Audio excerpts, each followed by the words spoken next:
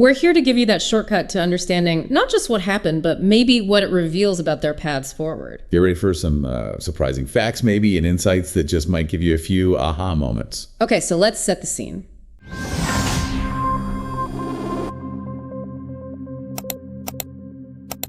Today, we're plunging headfirst into one of international soccer's most electrifying rivalries, the USMNT versus Mexico. Yeah, it all culminated in that high-stakes Concacaf Gold Cup Final. And we've got a stack of sources to break it all down for you. We're looking at official soccer websites, major sports news outlets like ESPN, FX Sports, MLSsoccer.com, plus some sharp expert analyses. Absolutely. Our mission today is really to unpack the key moments, the tactical chess match, and what this pivotal final truly means for both nations, especially as they set their sights on the 2026 World Cup. Right. Texas heat simmering, the stage meticulously set for this epic showdown. Sunday, July 6, 2025. Yep, 7 p.m. ET start time from a packed NRG Stadium in Houston. And this wasn't just any match, was it? It was the 8th time these two Titans had met in a Gold Cup final. 8th time. That really cements it as one of the biggest rivalries in international sports, period. Historically, Mexico came in with 9 titles, and the U.S. with 7. Canada's got the 1. That's right. And the sheer reach of this rivalry, I mean, it was on full display. Fans had so many ways to tune in. Major networks like FOX, Univision carrying it. Plus all the streaming options, FOX Sports app, TUDN, even radio coverage. It just underscores the huge, passionate audience for these games. It was a pre-game buzz you could feel, like, across the continent. Oh, definitely. And you could really feel it in the stadium, too. We're talking a sellout crowd, 70,925 at NRG. And the reports indicated, something like 70% of that crowd was pro-Mexico? 70%. Can you imagine the walkout? U.S. players were actually getting booed during warm-ups. Wild. But, Captain Tim Ream had an interesting take on that. Yeah, he called it a first taste for the team, almost beneficial exposure. Right, especially after they got a bit of that in the semifinal against Guatemala.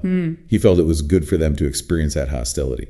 Weem's insight there is pretty crucial, I think. While a hostile crowd can rattle a team. For a developing squad, it's also a baptism by fire, right? Yeah. It forces players to confront that immense pressure head on. Yeah, and if we connect this to the USMNT's journey, I mean, they came into the tournament on a rare 4-game losing streak. Longest since 2007, I believe. Yet, somehow they stayed unbeaten through the Gold Cup itself, reaching their first final since 2021. And those knockout wins were gritty. Really gritty.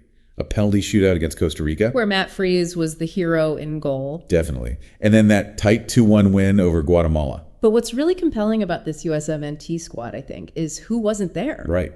The big names.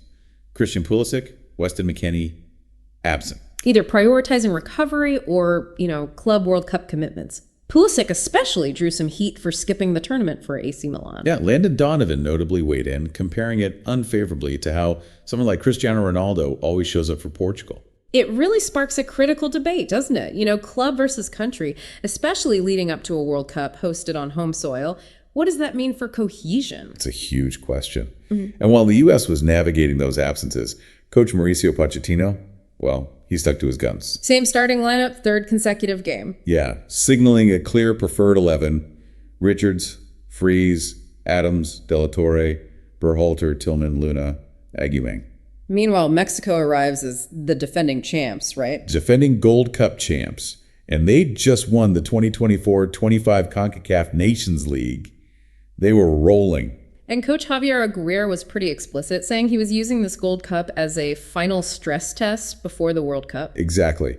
Said he'd already figured out maybe 50-60% of his squad. They definitely had that sturdy spine with European regulars. Jiménez, Edson Álvarez, Cesar Montes. You can't forget the kid, Gilberto Mora, 16-year-old attacking midfielder. The one they're calling a phenom. Yeah, future of Mexican soccer. He got the game-winning assist in their semifinal. Huge buzz around him. So with those different squad situations, the pre-match predictions were kind of all over the place. Fascinatingly split, yeah. A lot of experts leaned Mexico 2-1, citing that depth and veteran quality. But then others, like NBC, I think, actually predicted USA 1-0. Tells you how finely balanced this rivalry is, doesn't it? Even with perceived differences on paper. Okay, let's jump into the match itself. The U.S., they certainly didn't wait around, came out flying. Right out of the gates. Chris Richards with that header, just the 4th minute. Puts the U.S. up 1-0. And it was an MLS connection too, wasn't it? Yeah, former FC Dallas guy Richards heading in a free kick from Vancouver's Sebastian Berhalter. Deflected off the bar. Just barely crossed the line. What an explosive start for the Americans. Huge start. But that early lead was, well, it was challenged pretty quickly by Mexico's experience. Raúl Jiménez, the equalizer in the 27th minute. Clinical left foot finish past Freeze came off a sharp pass from Marcel Ruiz. And that wasn't just any goal for Jiménez either. That was his 42nd international goal. 42nd. Puts him third all time for Mexico. Incredible record. It was just a stark reminder of the individual quality they possess. And amidst all that intensity, that drama on the pitch, there was that moment. Oh, the tribute. Yeah. After his goal, Jiménez honoring his former Wolves teammate Diogo Jota, who had tragically died in that car crash with his brother just days before. Yeah, Jiménez did that video game celebration. Such a subtle but really powerful gesture. It's those moments, isn't it? Reminds you, even in the heat of a massive rivalry, there's that human element. Definitely. So halftime rolls around, score level 1-1. But the stats, well, they told a bit of a different story. Mexico was pretty dominant. 60% possession for Mexico. Yeah, and they outshot the U.S. 7-2. Yeah. And maybe the most telling stat, corner kicks were 12-0 for Mexico. 12-0. Wow. So despite the scoreline, Mexico was clearly dictating the play, creating most of the chances. For sure. And then came the decisive moment. 78th minute. Edson Álvarez, header from a redirected free kick. But it wasn't straightforward, was it? Pure drama. Initially ruled offside. Then the VAR review. Which must have felt like an eternity for everyone in the stadium. Nail-biting stuff. But the review confirmed the goal. And that pro-Mexico crowd just erupted. Absolute frenzy. Yeah, that was the pivotal moment, that VAR confirmation. That sealed it, really. The U.S. did have one last chance late on. Stoppage time. Patrick Aguimeng, yeah. Got a shot off from close range. But the keeper, Luis Malagón, made the block. And that was pretty much it. The final whistle blew. Mexico 2, USA 1.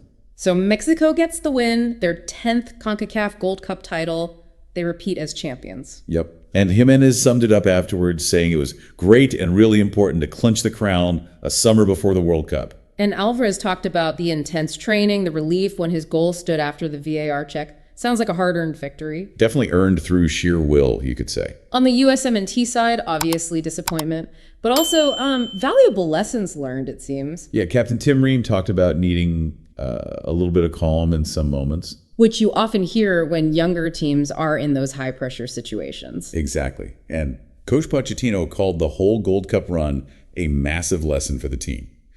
Suggests a focus on development, maybe over just winning this specific trophy. But it wasn't all negative for the U.S., right? Some definite breakout stars emerged. Oh, absolutely. Diego Luna, 3 goals, 2 assists.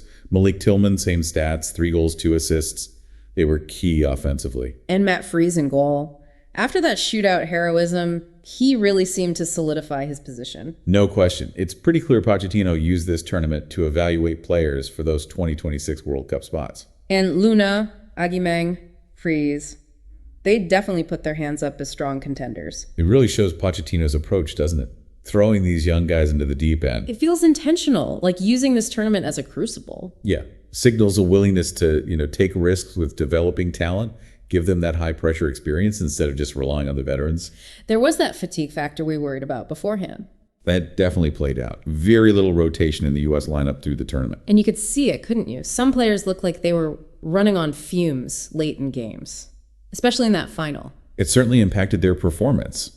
And it raises that question for 2026, Was Pochettino's reliance on a core XI a sign of lack of depth, or just a strategic gamble that maybe didn't quite pay off this time? And how do you build endurance for a whole World Cup on home soil if fatigue is already an issue in a regional tournament?